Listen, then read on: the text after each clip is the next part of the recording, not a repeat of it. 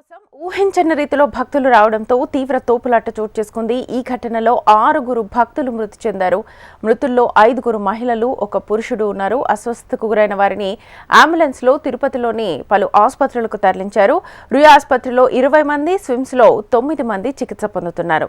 రుయా ఆసుపత్రికి collector Venkateshwar, TTD EO Shyamalarao చేరుకుని వైద్య సేవలను పర్యవేక్షించారు. మృతుల్లో విశాఖ జిల్లా తాటిచెట్లపాలెంకు చెందిన స్వాతి, కంచరపాలెంకు చెందిన శాంతి, విశాఖకు చెందిన రజని, గుంటూరు జిల్లా రామచంద్రాపురంకు చెందిన బాబునాయుడు, తమిళనాడులోని సేలంకు చెందిన మెల్లిగా, పొల్లాచికి చెందిన నిర్మల ఉన్నారు.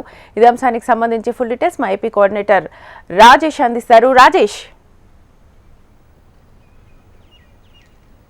శ్వేత, తిరుమల దేవస్థానంలో తొలి ఏకాదశి దర్శనానికి వెళ్ళిన భక్తులు గత రాత్రి చూసుకుంటే తొక్కిసలాట్లో 6 మృతి చెందారు. ఏకాదశి పర్వదినాన దర్శనం తీసుకోవాలి. ఈ దర్శనం చేసుకునే క్రమంలో అందుకు సంబంధించిన టోకెన్లు తీసుకునే క్యూ లైన్ల వద్ద తొక్కిసలాట కొనసాగటం. అయితే తిరుమల తిరుపతి దేవస్థానం చరిత్రలో కూడా ఎప్పుడు ఇటువంటి తొక్కిసలాట జరిగిన ఘటన కూడా గతంలో ఎన్నడూ లేదు. అయితే ఎప్పటికప్పుడు లక్షల మంది భక్తులు ప్రతిరోజు దర్శనాలు చేసుకొని తిరిగి వెళ్ళే అలవాటు ఉన్న తిరుమల తిరుపతి దేవస్థానం సిబ్బంది కూడా భక్తుల్ని కంట్రోల్ చేయలేని పరిస్థితి ఎలా వచ్చిందనేది కూడా అర్థం కాని పరిస్థితిగా ఉంది. అయితే నిన్న చూసుకుంటే 9 కౌంటర్లో 9 కేంద్రాలు ఏర్పాటు చేయటం, 9 కేంద్రాల్లో దాదాపు 86 సెంటర్లు ద్వారా టికెట్లు మంజూరు చేయటం, దాదాపు అప్పటికే 1,00,000 మందికి తొలి ఏకాదశి పర్వదిన టికెట్లు మంజూరు చేశారు. మరో 20,000 మందికి ఇస్తే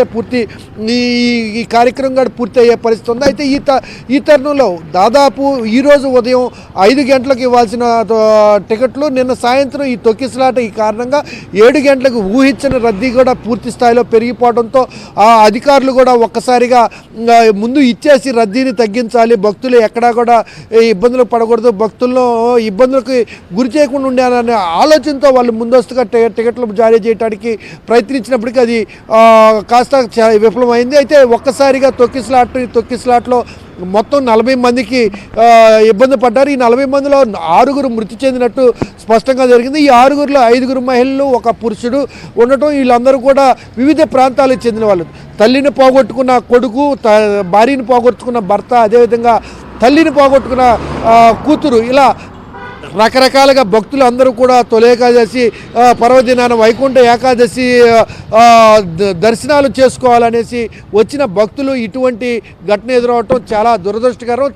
టీటీడీ దేవస్థానం చరిత్రలో కూడా ఎప్పుడూ కూడా ఇటువంటి ఘటనలు ఎదురవలేదు. గతంలో ఎప్పుడు కూడా ఇటువంటి అనుభవం టీటీడీకి ఎదురవలేదు. ఎందుకంటే ముందు లక్షల మంది ప్రతిరోజు దర్శనాలు చేసుకునే టీటీడీలో ఇటువంటి ఘటన జరగటం చాలా దురదృష్టకరమని ఇప్పటికే అధికారులు కూడా తాము చేసిన తప్పిదం ఏం లేదు, పూర్తిగా నిర్లక్ష్యం, ప్రజలు ఒక్కసారిగా ముందుకు పట్టడం. అంటే గతంలో లేని విధంగా స్థానికులకు కూడా ఇక్కడ కోట ఏదైతే ఏకాదశి పర్వదిన దర్శనానికి ఉందో ఆ దర్శనానికి కోట ఏర్పాటు చేయటం, వీళ్ళందరూ కూడా భక్తుల రద్దీ ఎక్కువైపోయింది. కేంద్రాలను కూడా రద్దీకి సరిపడట్టు ఏర్పాటు చేసినప్పటికి కూడా ఇంకా మరింత అదనపు రద్దీ పెరిగిపోవడంతో ఈ తొక్కిసలాట జరిగింది. అదేవిధంగా ఇది ఏమీ క్యూ లైన్లో ఎక్కడా కూడా ఈ ఘటన జరగలేదు. మార్కెట్ల లోపలికి వెళ్ళే క్రమంలో ఈ ఘటన జరిగింది. తలుపు ఏదైతే కాంప్లెక్స్ ఉందో ఈ కాంప్లెక్స్ తలుపు తీసే క్రమంలో ఈ ఘటన చోటు చేసుకోవటం, 6 మృతి చెందటం జరిగిందనేసి ఇప్పటికీ అధికారులు చేశారు. అయితే రాష్ట్ర ముఖ్యమంత్రి చంద్రబాబు నాయుడు మాత్రం ఖచ్చితంగా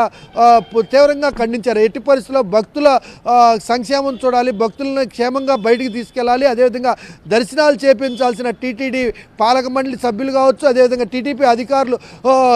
టీటీడీ అధికారులు ఏం చేస్తున్నారు అన్నట్టు ముఖ్యమంత్రి చంద్రబాబు నాయుడు గారు ఇప్పటికే ప్రశ్నించారు. అయితే ఈరోజు మధ్యాహ్నం 12 గంటలకు తిరుపతి చేరుకొని తిరుపతి రుయా హాస్పిటల్లో ఎవరైతే చికిత్స పొందుతున్నారో, అదేవిధంగా సిమ్స్ హాస్పిటల్లో చికిత్స పొందుతున్న వారందరూ కూడా పరామర్శించడం పాటు మృతులు ఎవరైతే 6 మృతులు ఉన్నారో ఆ మృతుల కుటుంబాలను కూడా పరామర్శించి ప్రభుత్వం నుంచి ఎక్స్గ్రేషియా ప్రకటించే అవకాశం కూడా స్పష్టంగా తెలుస్తుంది. అయితే పూర్తి స్థాయిలో టీటీడీ గతంలో ఎప్పుడూ లేని విధంగా ఈ ఘటన చోటు చేసుకుంటున్న టీటీడీకి కూడా చెడ్డ పేరుగానే కనపడుతుంది. ఎందుకంటే భక్తుల్ని మెయింటైన్ చేయటం, భక్తుల్ని క్యూ లైన్లో పంపించడం అనే వ్యవహారంలో చూసుకుంటే టీటీడీకి వెన్నతో పెట్టిన విద్యలాగా అక్కడ ఉన్న సిబ్బంది కూడా పూర్తిగా అవగాహనతో ఎక్కడ క్రౌడ్ని ఎలా చేయాలి, క్రౌడ్ సమయంలో ఏ నిర్ణయాలు తీసుకుంటే బాగుంటుంది, రద్దీ పెరిగినప్పుడు భక్తుల్ని ఏ విధంగా నియంత్రించాలనే ప్రక్రియ వాళ్ళకి ఒక స్పెషల్ ట్రైనింగ్ అక్కడున్న సిబ్బందికి కూడా ఉంటుంది. అయితే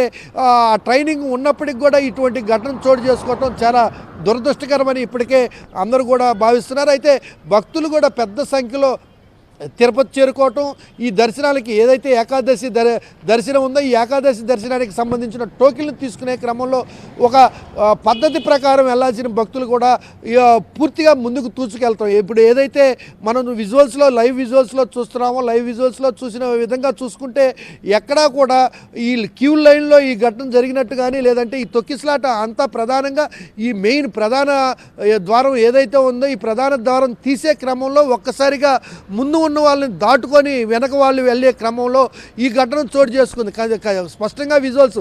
అయితే ఆ సందర్భంలో పోలీసులు సిబ్బంది కూడా, టీటీడీ సిబ్బంది కావచ్చు, పోలీసు కావచ్చు, ఎక్కడ ఎవరు కూడా పెద్దగా సంఘటన జరిగిన సమయంలో ఎవరూ లేరు.